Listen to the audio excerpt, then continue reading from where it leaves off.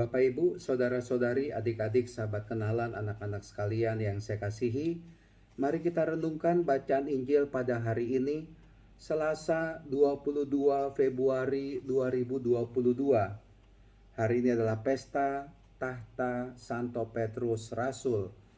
Bacaan Injil diambil dari Matius bab 16 ayat 13 sampai dengan 19. Setelah Petrus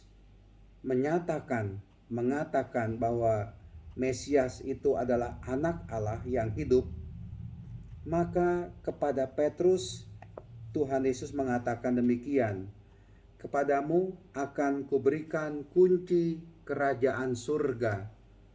Saya pikir inilah dia, tahta Santo Petrus.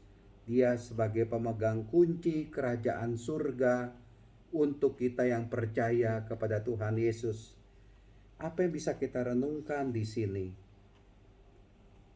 Tahta dari Santo Petrus adalah seperti tadi saya katakan, memegang kunci kerajaan surga, membuka pintu kerajaan surga bagi kita. Sederhananya begini, mari dalam hidup ini kita juga bisa menjadi orang-orang, terutama kita orang Kristiani, pengikut Tuhan Yesus, juga bisa membawa orang itu bisa mengalami kerajaan surga.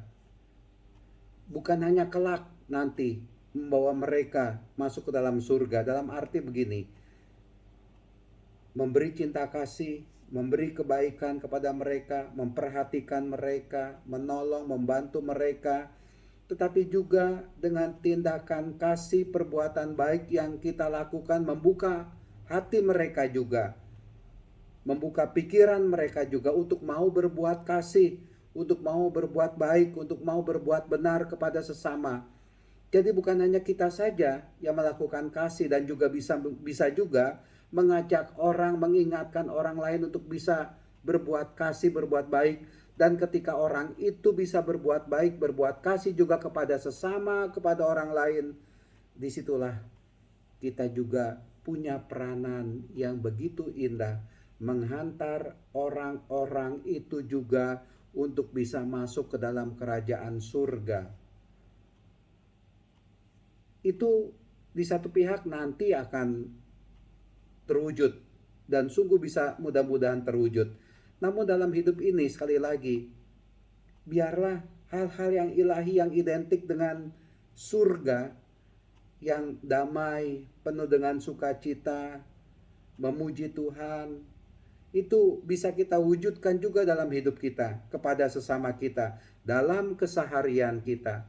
Biarlah orang-orang yang ada di sekitar kita juga mengalami surga itu, mengalami damai, mengalami cinta kasih, sehingga mereka pun bisa menularkan kasih itu. Dan mudah-mudahan ya kemarahan, balas dendam, kebencian, ketidaksukaan bisa diubah dengan semangat kasih. Kasih itu bukan hanya milik kita orang Kristiani, tapi kasih itu universal bagi setiap orang. Bawalah damai, bawalah kerajaan surga dalam hidup kita ini, dan biarlah orang lain juga bisa mengalami indahnya kasih, indahnya kebaikan, indahnya kerajaan surga. Saya pikir ini yang bisa kita lakukan dalam hidup kita. Biarlah kita juga bisa menjadi penyalur kasih kepada sesama kita. Nyatakanlah kerajaan surga itu dalam hidup kita sehari-hari kepada sesama.